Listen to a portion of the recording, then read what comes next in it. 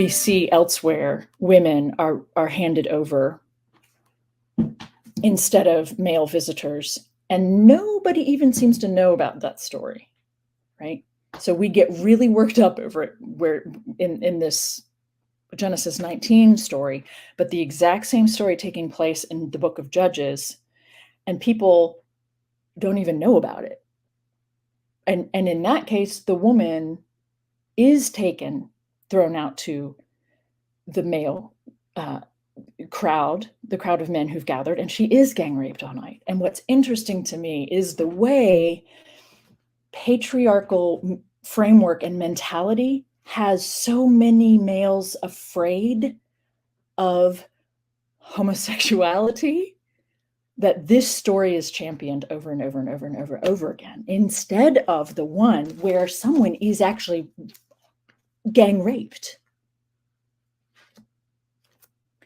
The heteronormativity of the Christian tradition has meant that we care profoundly, exponentially more about Genesis 19 than we do about Judges 19. And yet Judges 19 has physical harm, gang rape, to the point where you're not even sure she's still alive in the morning. So there are a lot of things to me to be upset about in this story.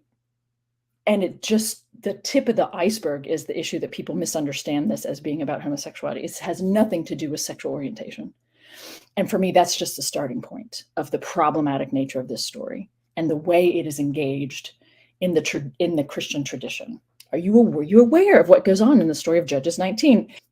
But if you haven't read Judges 19, right, it's meant to be a parallel to, it's meant to sound just like this story. And yet it plays out very differently. And that's the point of the story, is that it plays out differently. That's the whole point of that exchange at that point in time in the narrative of the Israelite people. And it's for a different purpose and all that stuff.